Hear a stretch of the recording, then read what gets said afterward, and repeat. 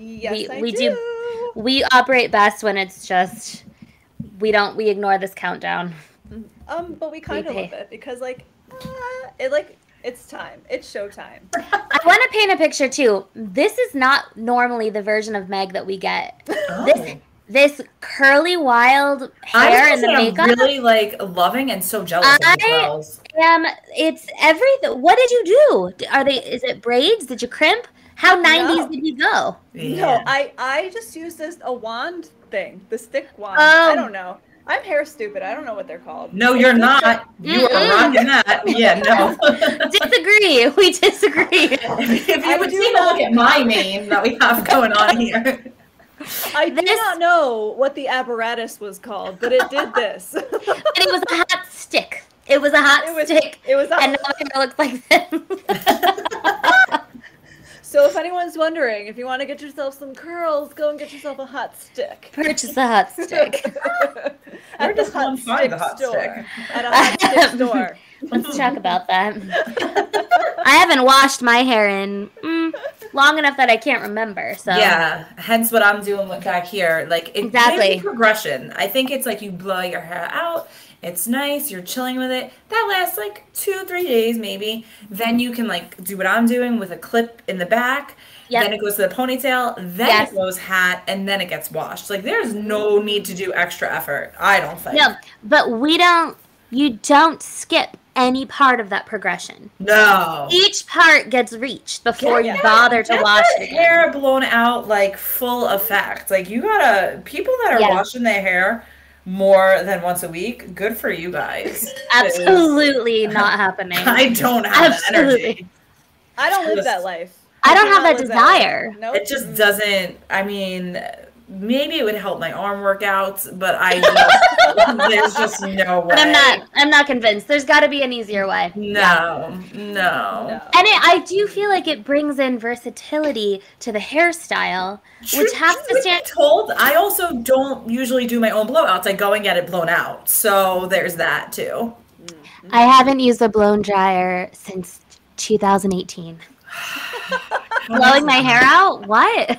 That's exciting. The humidity will curl it on its own. I'm done. That's a whole other job. That's beautiful. That is beautiful and lovely.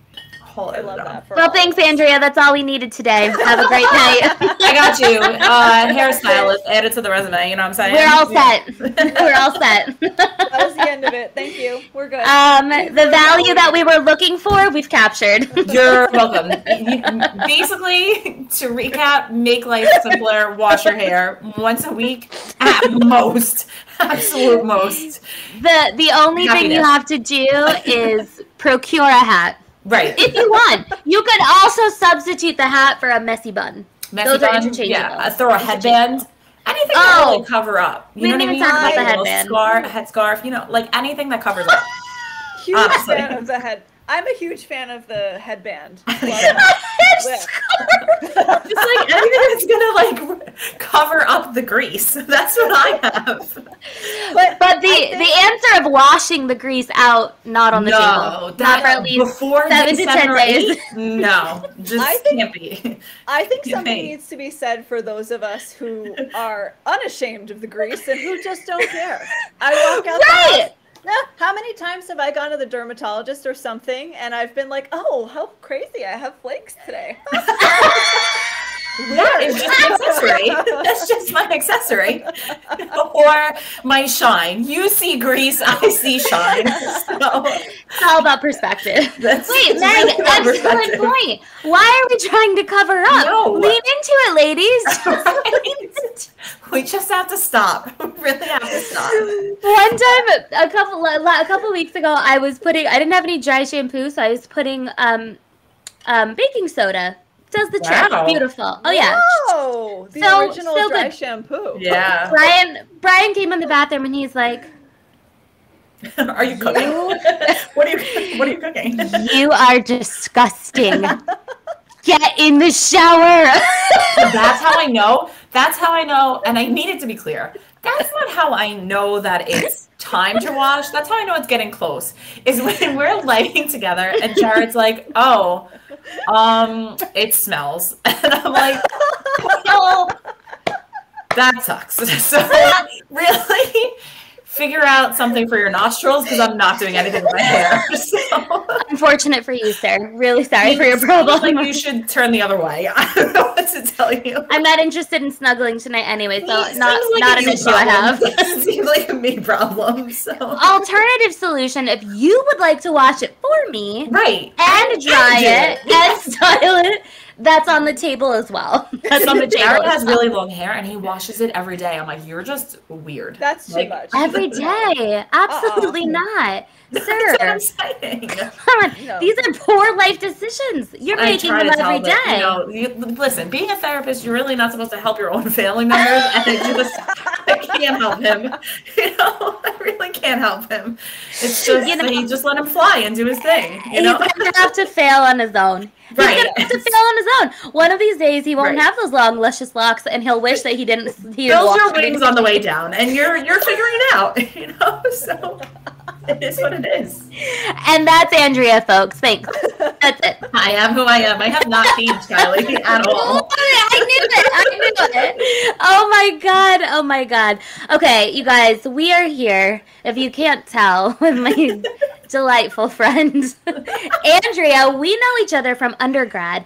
I was looking up these... Okay, so Andrea and I were on the dance team together. I know she's shaking her head. It was a bad decision. It was a bad life choice.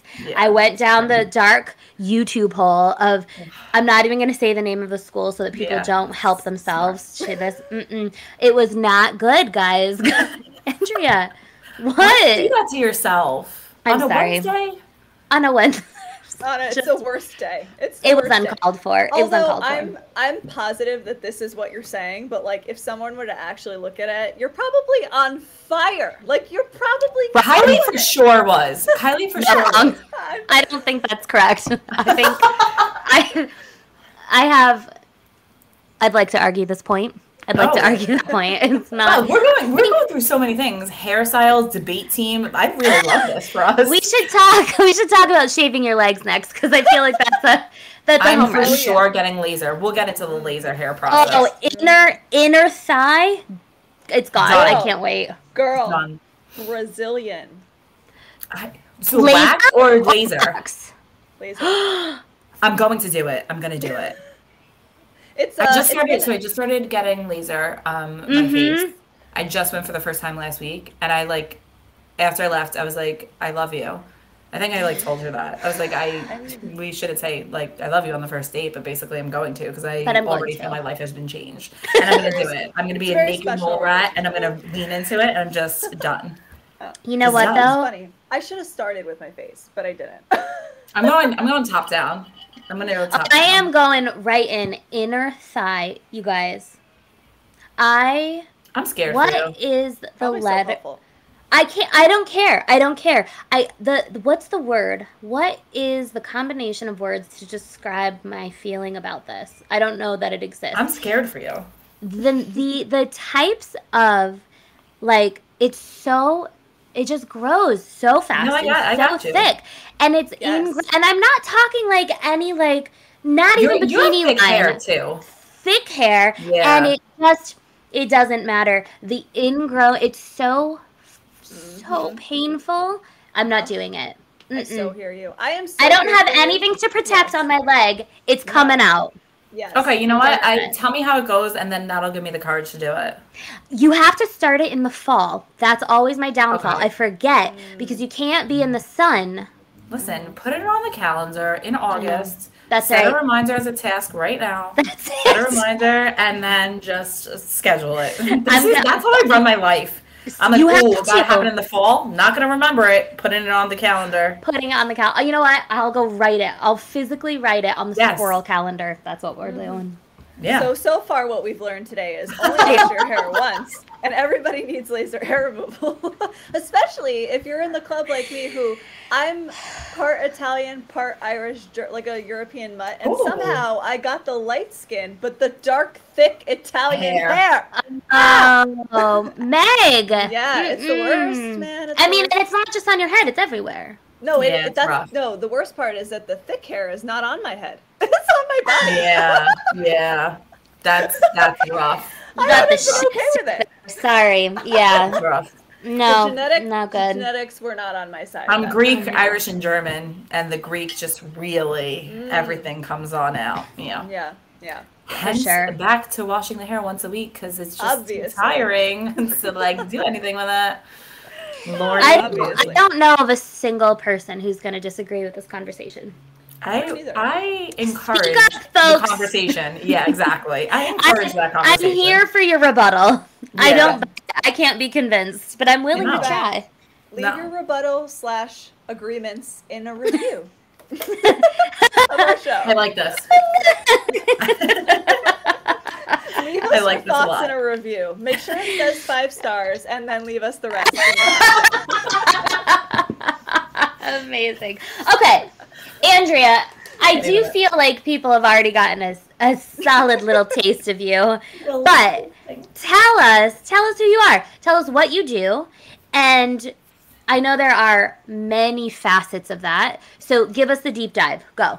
Oh, all right, I'll go for it. You know, if you get me on the mic, I will talk. So here I am. Please, we're here for it. It's a very good thing we've got a hard stop tonight because we would go forever. I know. First 3-hour episode, everybody.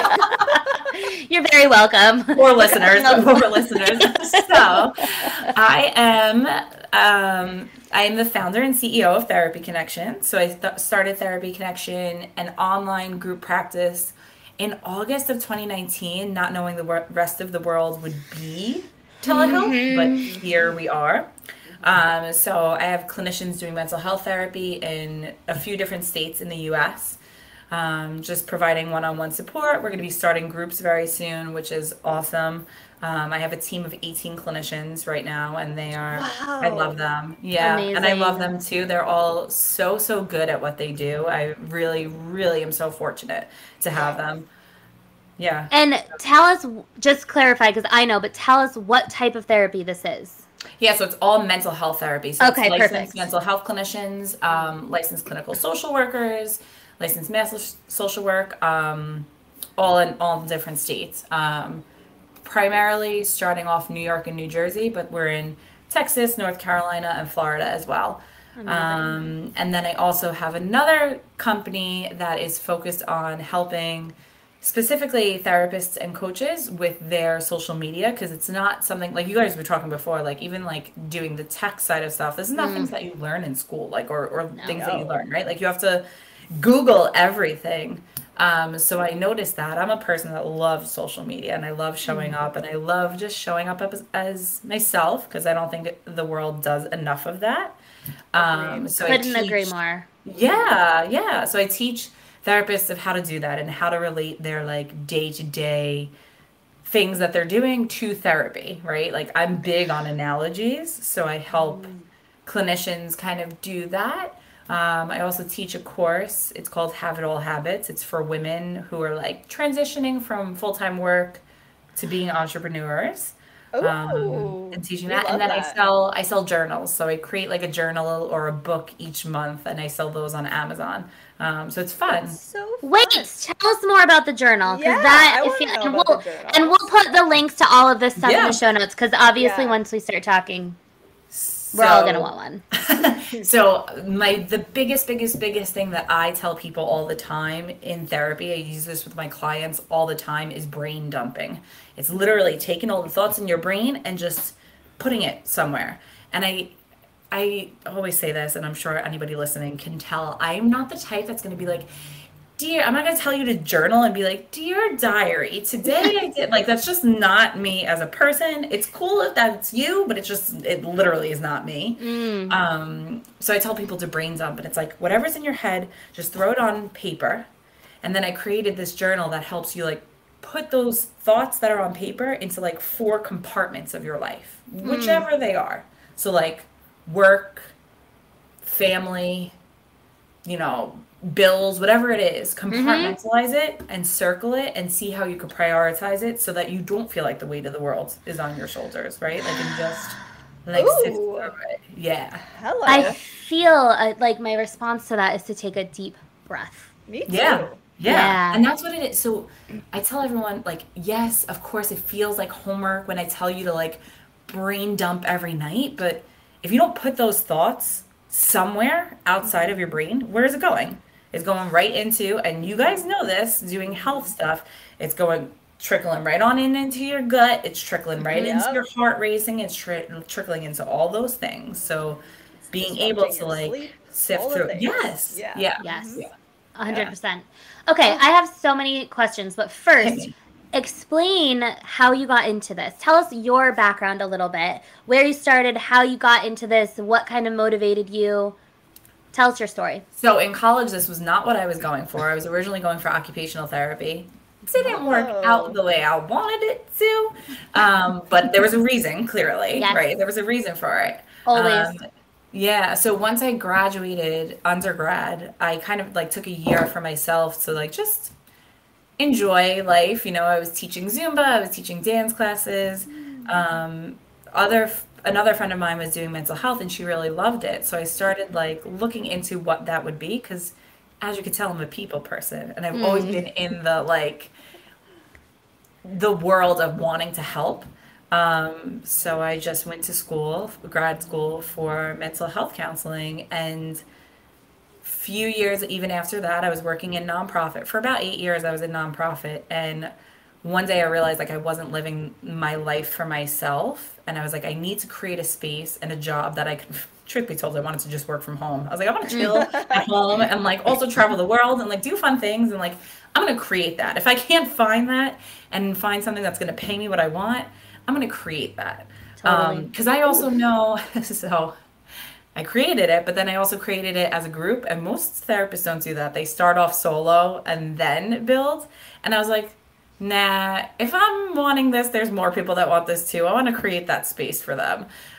So I started it originally just as a group. I was like, that I'm bringing people on. Like that's it. Like therapists need to enjoy their lives in order to better serve their clients. So I just created that space because I was like, no, people, we need to get this stuff right. We're not getting this right, you know? So then it was born. And I love doing it, and I love, like I said, I love the people that work with me now too. You know, I learn from them just as much as they're learning along here. And I think that's just so important in any job that you have, you know? Right. It's huge. Working on your own, working from home, not having a physical space to go to, it does feel lonely sometimes. Yes. I mean, we talk about that a lot. It can feel, I mean, Meg and I have said how grateful we are as of late to have this to do together. Yeah. Because it really, when you don't have your team, it's isolating. It's isolating. It is. And it does feel like I am the sole person responsible for this person's well-being. And I don't care if it's mental health, physical health, emotional, spiritual, it doesn't matter because it all gets connected in that person. And it feels like, there is no way this is going to end but failure. Which is, of course, not true. And it's not supportive. And it's not getting it right. I love that. Right. Yeah.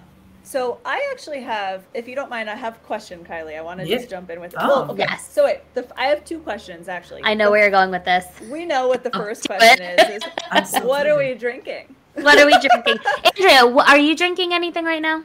Water. Like, literally, what are you drinking? Yes. Water.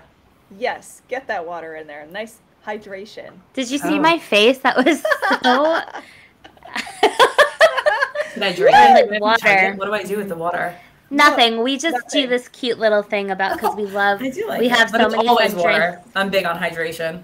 Yes, ma'am. That's why we do this. But it's not always water for us. Kylie, what are you drinking? It's almost never, actually.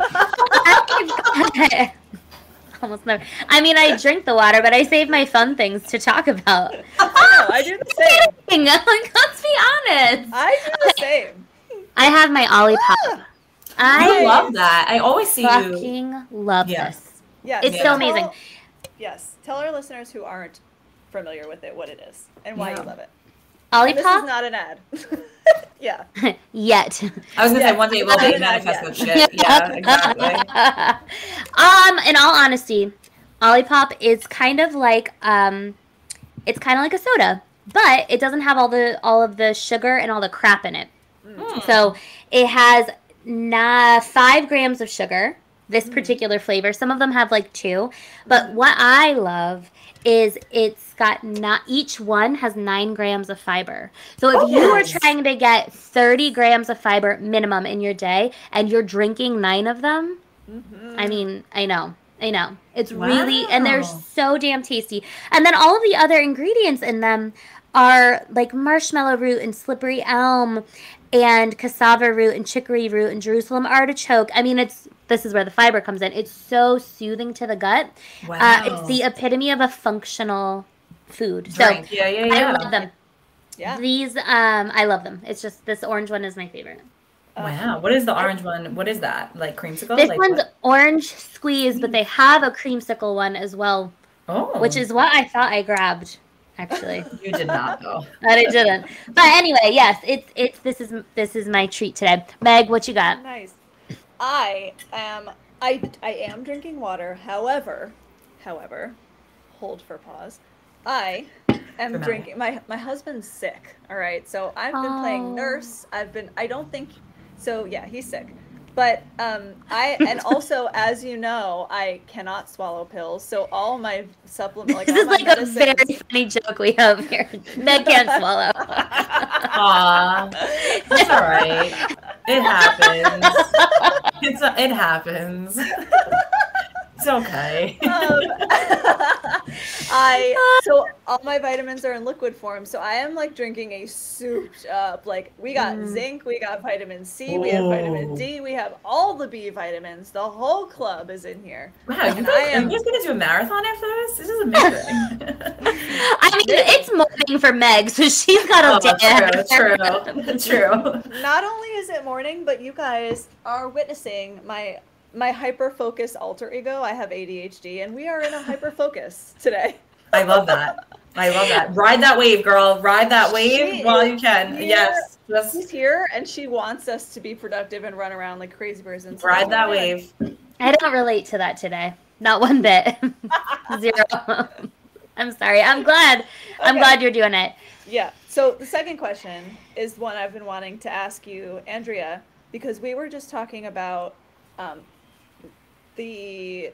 well, let me back up for a second. I feel since we're here, we're talking about what you do and the type of work you do, and we're talking about it specifically through the lens of how it affects women, particularly. Yeah. And my question was, I think it's pretty well known that women in general tend to take on more of the caretaker role. And it's more, so I'm just wanting to know from your perspective, how do you think that affects mental health in women? Is there a higher incidence of mental health issues in women, specific kinds, because of that, either or not because of it? But I know I just asked like a bunch of questions. No, that's okay. That's where I was going. I think that's so very funny that you bring this up. So not funny, just life is weird. So one of the things I think, like you mentioning caretaker role, I think that also too goes with any caretaking whatsoever. I just had a conversation with Jared about like us splitting up responsibilities. He's not going to mind that I share with us, or if he does, we'll have a conversation. So maybe you'll wash your hair an extra time. Right? Yeah, figure it out. One of the things that I think is that women, we just take on more because like society is so effed up, right? And like we're supposed to do all the things all the time. We just had a conversation and I said, I'm manager and CEO of 2 companies. I'll be opening a 3rd. I don't want to come home and also be manager of the house, right? Like that is such a big thing. So when you're manager of the house, meaning did the light bill get paid? Did the mortgage get paid? We have to cut the grass. We're going to this person's birthday party. Like that, those are all the things that take up mental space, hence the brain dump, right? And like being able to do that, it's taking up mental space. Think about your brain. I'm sure you guys have heard this analogy before, but think about your brain like the internet, right? And all the tabs that are open. Yeah. So we're doing that as women. And I don't know if it's like that us women have like more gigabytes to maybe, I'm not the tech person at all, but maybe we have more gigabytes to be able to I love that. do that. Yeah. But just because we have more doesn't mean we have to do more. We just feel like we have to because then it doesn't get done. So I think it takes a big toll on women because like we're pushing to like meet the societal standard that like we're going to do it because we have to because we've seen so-and-so do it and we've seen so-and-so, but we're really only seeing highlight reels of a person's life when we see that on social media or see that anywhere. We don't know that Susie Q, of course, made this beautiful charcuterie board, but also had 97 meltdowns while making it because the salami rolls did not come out well because she also had to throw out like the garbage and wash the dishes and all those things, right? I feel that so hard. I feel that so hard. How many charcuterie boards I've messed up. Right. A charcuterie board. I've never done it. It's cheese and meat and like grapes, right? But like we put this like spin on it that like, oh my God, we have to get it right. Like also no one cares. That's still gonna be eaten. Like and grapes. and grapes. Like but it's not a charcuterie board unless it has something else besides meat and cheese. Like nuts or like right. But meat and cheese are the star of the show. Right. Like, oh my God. The salami rows, you know? So the interesting thing is that this idea, I mean, jokes aside, the idea of what we're talking about here can be extrapolated to whatever. Everything. And I'm interested actually, and you can share somebody else's conversation or the one that you guys had if you want. Yeah. What do those conversations look like with your partners? And this could be a romantic partner, it could be your parents, it could be your siblings, it could be your roommates, right? Whatever. Because that's the hard part. I think there's two things here, and tell me what your experience has been. One, being able to pinpoint, I have a problem with this. And two, being able to put words to it for yourself so that you can then have a conversation with somebody else. So like, what does that look like? So relationships in general, romantic, like, or not, are work. It is work to maintain relationships. It just is. Work sometimes comes with homework or like being able to work on or grow. And I think that's a matter of giving yourself enough time each day or however often. Of course, I'm going to say each day because that just like makes things better. But reflecting on like, all right, what was the high point? What was the low point of the day? Let me brain dump. I could like say shit on here, right? Yeah. I mean, I just did, yes, you can, and we encourage you to. Okay, I just want to make sure. Like, I like to be myself, but I just don't want to like bombard other people. So, like, if you don't we want all of you, all of you. Kylie, no, you don't. I do. I do. MU dance team included. That's staying close tab archive. Delete history. Yeah, delete. Like if you're taking all of your shit that you have and like dumping it out and then talking to your partner, right? But always too, no matter what the relationship is, it's not. And you did XYZ. It's I feel XYZ. Anybody that's been in therapy has probably been told that before. It's like baseline thing that us therapists kind of tell. Because even when you're in therapy, you think you're there like to help work on what other people got going on, but it's you and how you feel about things. No one can make you feel any certain way. Say that again. Right. Say that again. No one can make you feel any certain way. If you could, I always say this, I would be creating remote controls to work on that and then selling them like hotcakes. Because wouldn't that be amazing to like control other people? Sure, but we're not robots. We're humans, unfortunately. So for now. Yeah, right.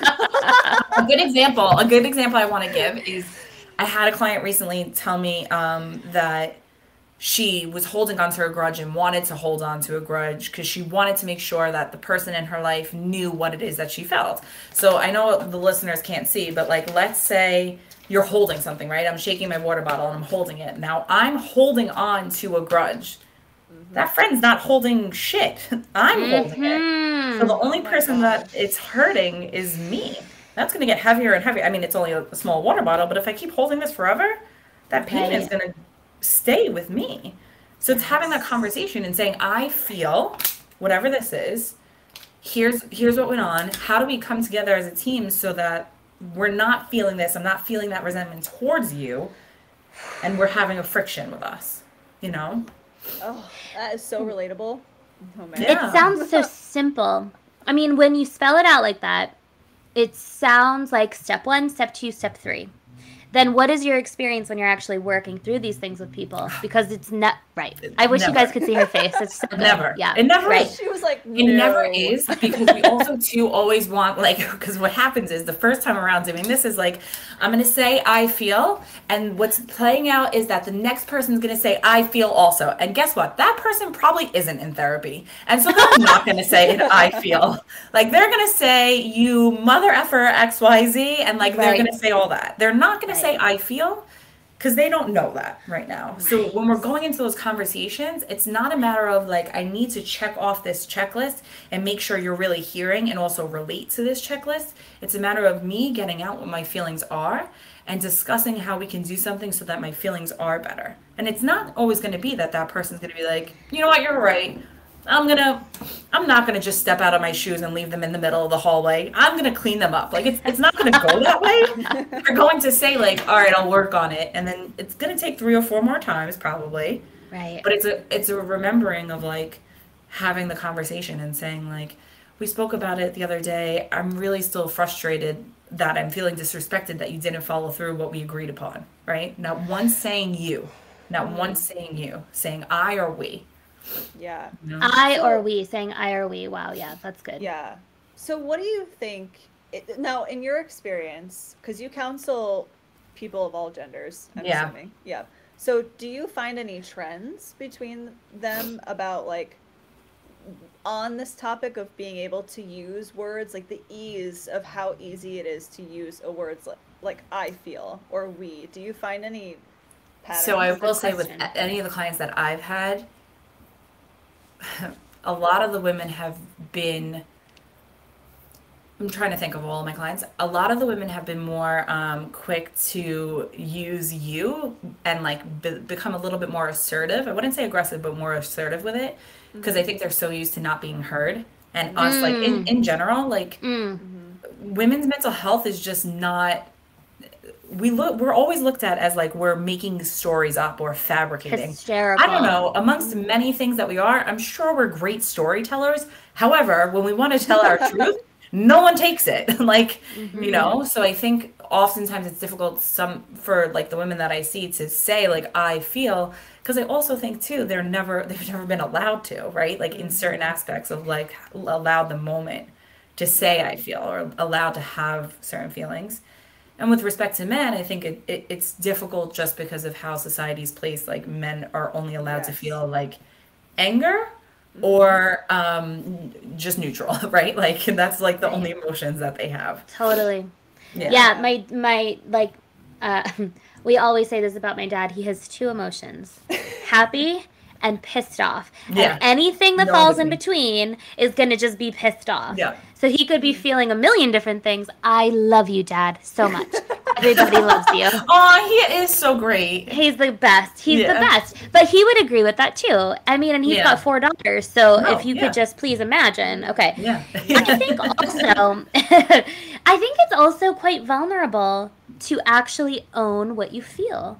Because once you allow yourself to say, I feel, even just to yourself, and then you say it out loud, it's out there. But that's one of the most important conversations to have, is knowing what that feeling is.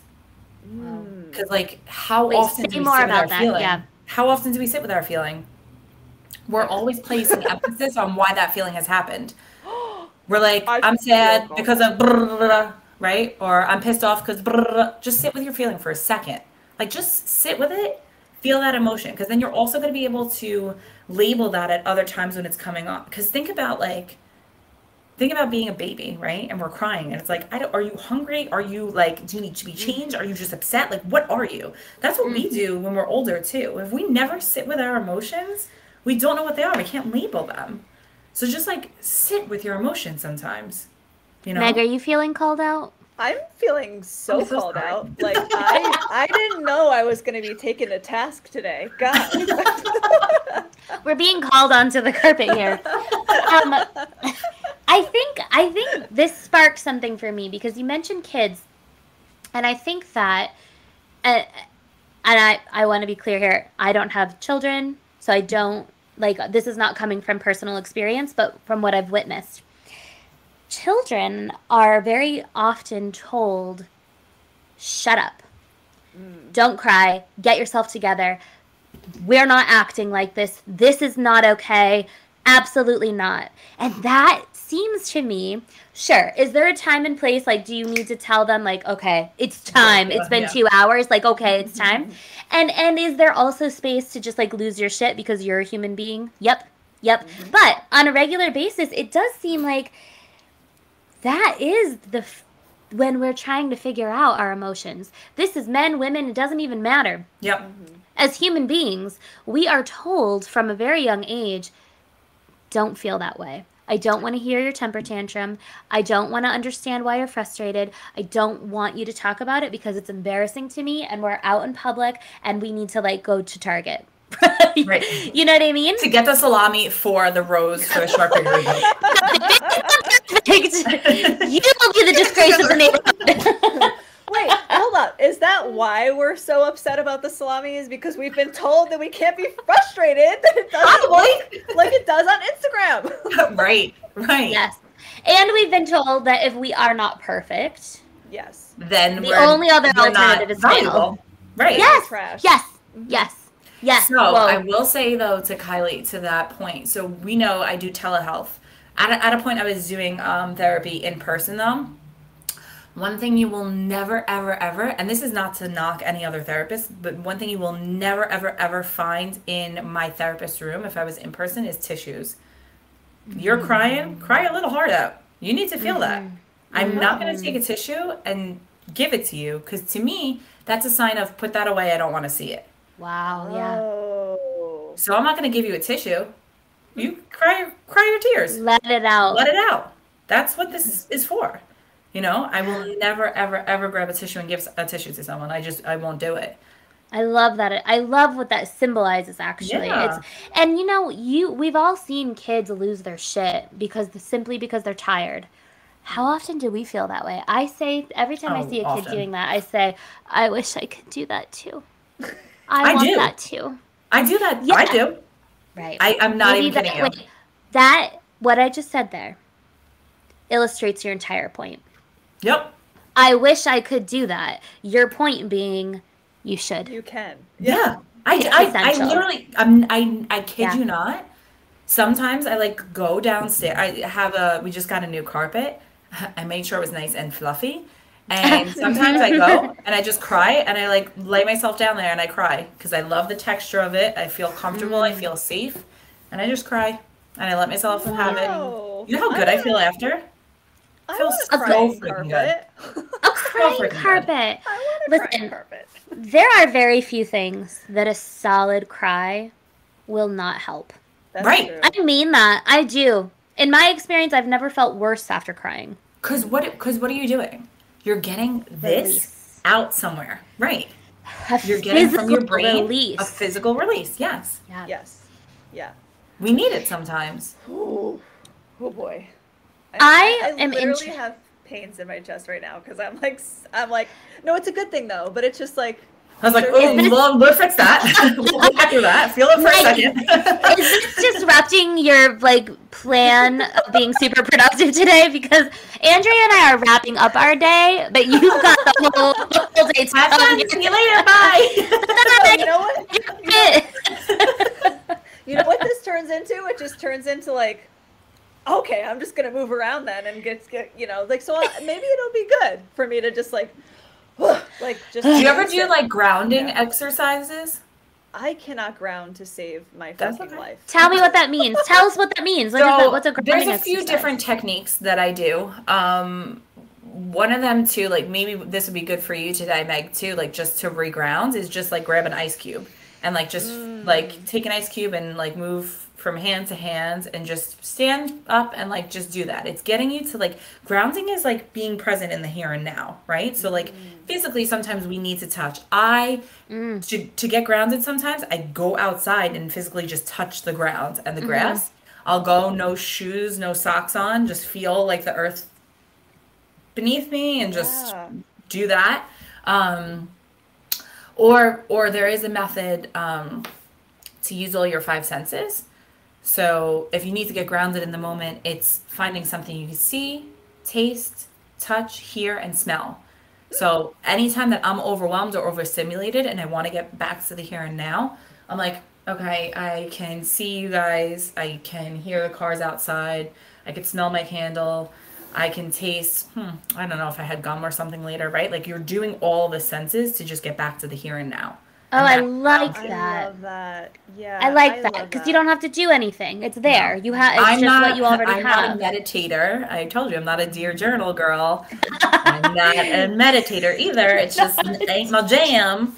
Just because it's my, it might be other people's, but it's just not my jam. Like I totally hear you. Me, I think that's actually super important because people get very turned off, immediately turned off when you tell them you need to relax.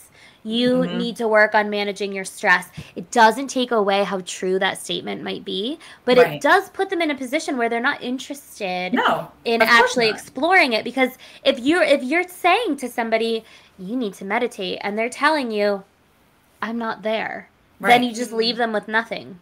Right. I'm curious. I don't know. We didn't talk about this. I might be putting you on the spot, but do you know anything about tapping? I don't know I don't know very much about that. I'm not trained in it. You have to like be trained. You have to be trained. Yeah. Is that like similar to grounding? Is that what it's supposed to do? So tapping also can help. It's known to also help. Like let's say you have a particular pain. Let's say you have like a pain or something in your back. If you do tapping, not necessarily on your back, but other places, and focus on that pain, it is supposed to help. I haven't ever experienced or done it. I wouldn't say it's the same though, because it's more so focusing on an area of your life, and it doesn't even have to be physical, right? Like it could be, you could do tapping and manifesting and like relating it to like, I want a bigger bank account, right? And like, listen, your bank account is not going to immediately grow from tapping, but it's like a matter of like where you can shift your, imagine like oh my God. $1 million. Well, bring it on, bring it on. La, la, la, la, la. But like it's a matter of like that's more like energy, right? Like it's more got you. Yeah. Got you. Okay. Yeah. Now I'm dying to get the Andrea response to people who are, and let me gently say this. Let me come back. I want to say this gently. In a like meeting people where they are, but also I really want your honest feedback. To people who are not open to therapy or who follow, how do I want to say this? The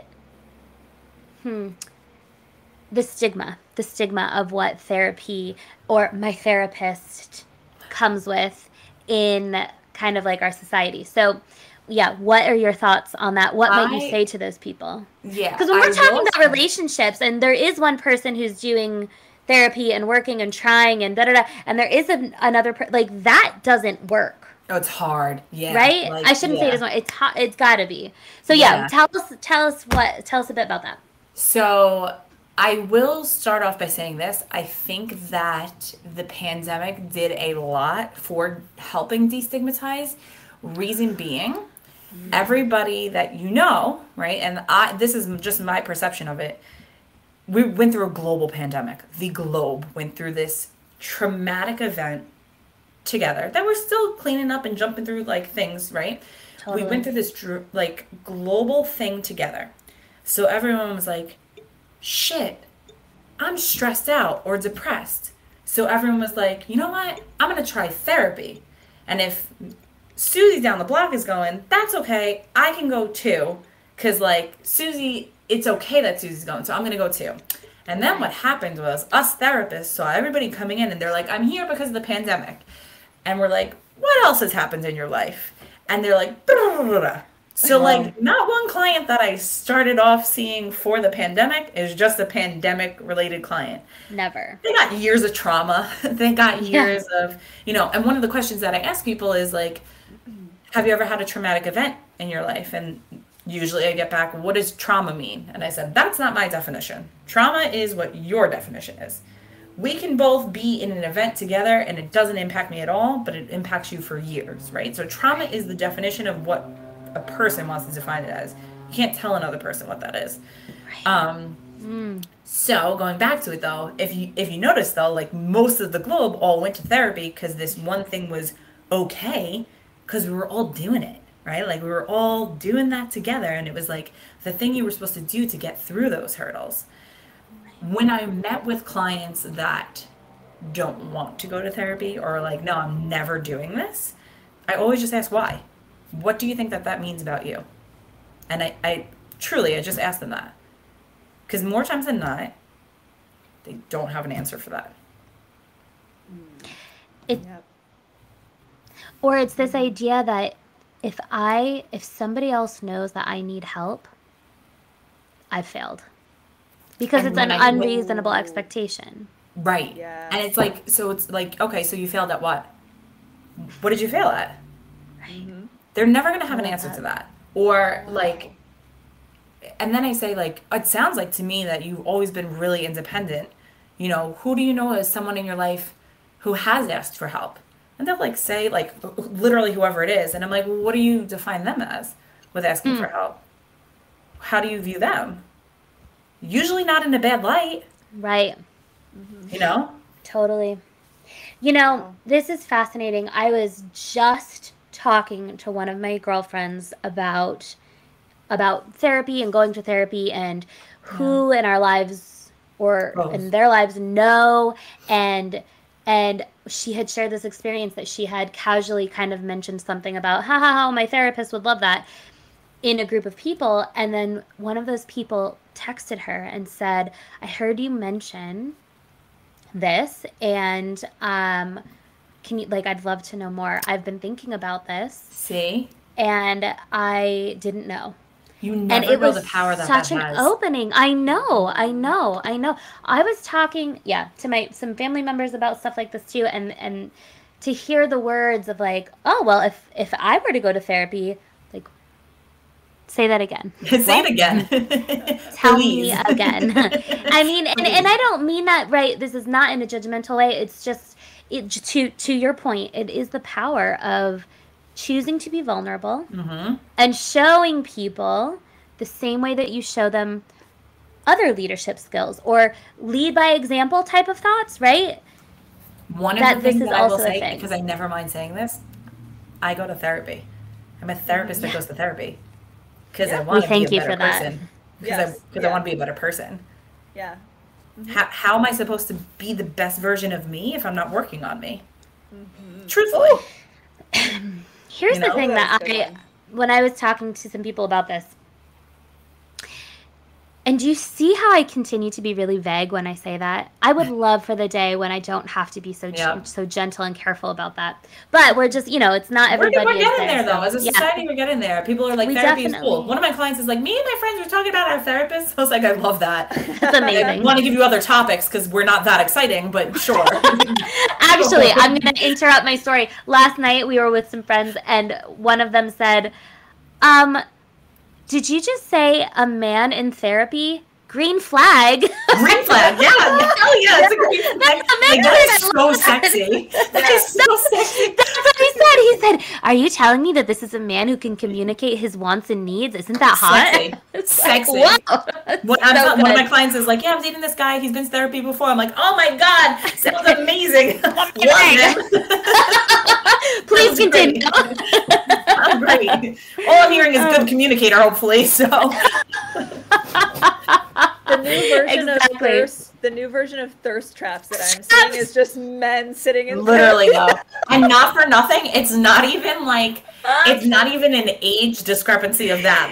Younger generation too. Younger generation, they do have it together. They're like, yeah, I go to therapy. Like I see a lot of young and I'm like, good for you for doing this now. Like do this now. keep doing it forever. It's only going to help 100%. you, you know? Absolutely. Think about it. I think about that all the time. I'm like, oh, if I went to therapy consistently when I was younger, you know? Oh my God, there are so many situations where I think, if only the whole family had gone, we'd be in a different situation. Right? But we don't have that remote control built yet. We don't have it yet. Exactly. Andrea, where can people find you? Because you've got a whole team of people and you're licensed to work with people all over the place. So where can they find you? And what can we do for you? What do you need from us? Yeah, so therapyconnectiononline.com is where you can find my clinicians and my team of clinicians. You can follow me on Instagram, Andrea Brognano. I'm always putting up mental health, tips and tricks on there. It'll connect you to the Therapy Connection Instagram. We always have tips and tricks there as well. And that's it. And find me on Amazon too for that brain dump because Chef's Kiss, I think it helps everyone. So really. Cool. I love that. Absolutely, yes. Thank you guys for having me. This was so many layers of delight. I agree. I mean, the whole hair washing and I'm gonna watch laser tomorrow, removal. I'll text you guys. I'll watch it tomorrow. Thank you. You let us know. We want a before and an after. Oh, well, there will be some knots, that's for sure. There will be some knots. Untangling, for sure. For sure. Amazing. Oh my God, guys. Andrea, thank you so much. So much love to you guys. Yes, thank you. Bye. Bye. Don't go anywhere. No, she knows already. Okay, awesome. She does. All right. We're just doing we're at 99%, guys. We're almost there. And then you can hop off. Yeah, that's fine. Feel free. I think this was fabulous. Andrea, Yeah, I just agree. love Thank you guys so much. Love you so much. I'm so glad that we finally got this to work out. I'm so amazing. Thankful. Thank you. Yeah, And we'll put all of your stuff in the things. And then I think that your episode, it's not next Monday. The one after. Whenever it is, I'll share it out. The 10th. We'll tag you and everything, so you'll get a whole bunch of stuff. I'll share it away. Perfect. Yeah. Where, Meg, I forget, where are you located? Hawaii. I guess we have to go there. Yeah. It's only fair. It's only fair.